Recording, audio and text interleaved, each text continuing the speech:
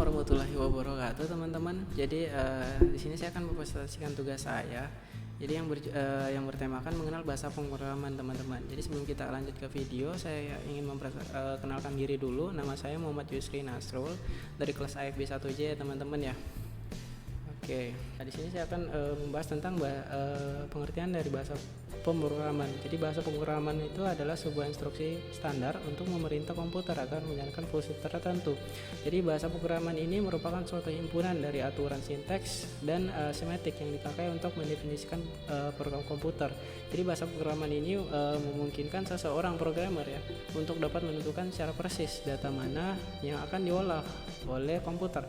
Jadi bagaimana data ini akan disimpan atau diteruskan dan jenis langkah apa saja secara persis yang akan diambil dalam berbagai situasi. Nah, itu adalah pengertian dari bahasa komputer sendiri. Nah, di sini ada fungsi dari bahasa pemrograman itu sendiri ada dua. Jadi fungsinya satu, bahasa pemrograman yaitu memerintahkan komputer untuk mengolah sebuah data sesuai dengan alur berpikir yang kita inginkan. Jadi keluaran dari bahasa pemrograman tersebut biasanya berupa sebuah program atau aplikasi. Contohnya program yang digunakan oleh kasir di mall atau swalayan, atau penggunaan lampu lalu lintas di jalan raya dan lain-lain. Kedua adalah bahasa pemrograman yang kita kenal ada banyak sekali di belahan dunia, teman-teman. Jadi tentang ilmu komputer dan teknologi dewasa ini berkembangnya mengikuti tingginya inovasi yang dilakukan dalam dunia teknologi. Contohnya bahasa pemrograman yang kita kenal antara lain adalah untuk membuat aplikasi game, antivirus, web, teknologi lainnya, teman-teman. Oke, teman-teman. Jadi di sini kita akan mereview 5 bahasa pemrograman ya yang saya temukan di Google Scholar ya, teman-teman ya.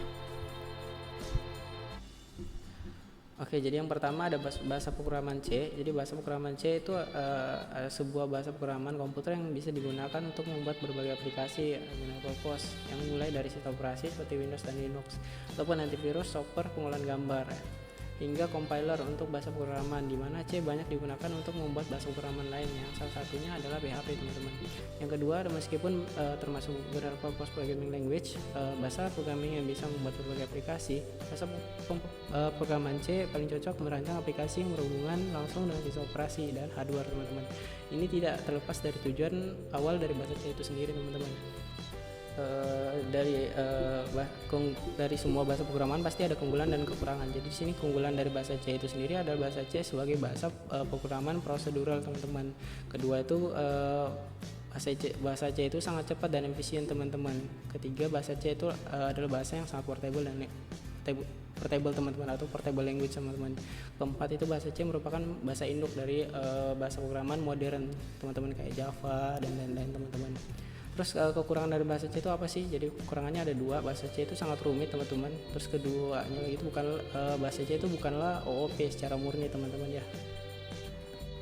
Nah, inilah contoh-contoh dari bahasa C itu sendiri, teman-teman. Sebenarnya contohnya ada di slide sebelumnya juga ada contohnya, teman-teman.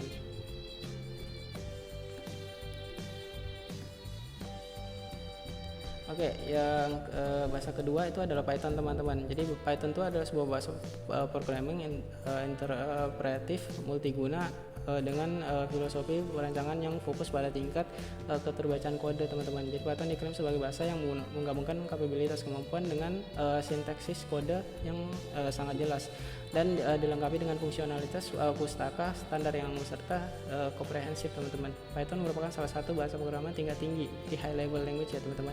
Di Python dirancang untuk memberikan kemudahan bagi programmer mulai dari segi efisien waktu, kemudahan dalam pengembangan dan kompatibilitas dengan sistem. Python juga bisa digunakan untuk membuat aplikasi standalone berdiri sendiri dan programming scripting programming, teman-teman. Jadi Python juga punya keunggulan dan kekurangan masing-masing, teman. Jadi keunggulannya itu Python itu mudah digunakan, teman-teman. Terus kedua tuh Python itu kompatibilitas dan kemampuannya tinggi, teman-teman. Terus Python itu mendukung OOP, teman-teman. Keempat itu Python itu platform independen, teman-teman. Sama yang kelima itu ada Python bersifat open source, teman-teman, bisa dikembangkan. Terus kekurangannya itu dari Python sendiri, Python tidak dapat digunakan sebagai dasar bahasa pemrograman implementasi untuk beberapa komponen. Terus kedua itu Python memberikan efisiensi dan flexibility trade-off dengan tidak memberikan secara meluas. Terus ketiga tuh kekurangannya bukan merupakan perangkat bantu terbaik untuk pengantar komponen performance kritis teman-teman. Nah ini adalah contoh untuk programan Python itu sendiri teman-teman ya. Oke, bahasa programan yang ketiga di sini kita ada bahasa programan JavaScript ya teman-teman. Jadi JavaScript itu merupakan bahasa yang terbentuk dari kumpulan script yang berfungsi untuk memberikan tampilan yang tampak lebih interaktif pada dokumen web ya teman-teman. Dengan kata lain, bahasa ini adalah bahasa programan untuk memberikan kemampuan tambahan ke dalam bahasa programan HTML dengan mengizinkan pengeksekusian perintah-perintah pada sisi klien dan bukan sisi server ya teman-teman. Jadi dokumen web pada hakikatnya bahasa programan JavaScript berisi script yang pemasangannya terselip di sebuah dokumen HTML, sehingga bahasa JavaScript ini tidaklah memerlukan sebuah kompilator atau framework khusus untuk mengeksekusinya. Jadi hal tersebut juga tergantung pada navigator yang terdapat pada browser teman-teman. Oke, jadi di JavaScript itu juga punya kelebihan atau kekurangan teman-teman. Jadi untuk kelebihan si JavaScript itu sendiri ada dua. Jadi bahasa programan JavaScript adalah bahasa yang lebih praktis dan mudah sebab bahasa programan JavaScript memiliki sedikit sintaks teman-teman. Jadi yang kedua, kelebihan keduanya itu JavaScript memiliki koneksi cepat sebab peletakan program terdapat di sisi klien teman-teman. Jadi berukuran file yang sangat kecil dan dapat langsung dijalankan di browser teman-teman. Terus untuk kekurangan JavaScript sendiri itu ada 3 teman-teman. Di sini yang saya dapati yang pertama tidak cocok untuk aplikasi standalone. Terus kedua tuh objek terbatas teman-teman di JavaScript. Terus keamanannya rendah juga teman-teman untuk JavaScript sendiri.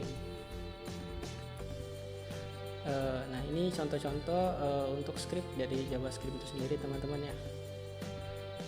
Jadi beginilah scriptnya si JavaScript itu sendiri. Oke, jadi bahasa programan yang keempat kita ada di sini Golang ya teman-teman ya. Jadi Golang, bahasa programan Go itu disingkat dengan Golang ataupun Go ya, bisa disebut adalah programming language yang diciptakan oleh Google bersama dengan Ken Thompson, Robert Kramer dan Rob Pike pada tahun 2009. Jadi bahasa Golang itu sendiri sangat membantu para programmer untuk meningkatkan perangkat lunak secara efisien dan mudah untuk dipelajari. Jadi selain itu Golang memiliki keamanan dan skalabilitas yang tinggi. Jadi sistem yang digunakan Golang adalah concurrency dan footprint yang hanya membutuhkan kapasitas memori yang lebih kecil teman-teman.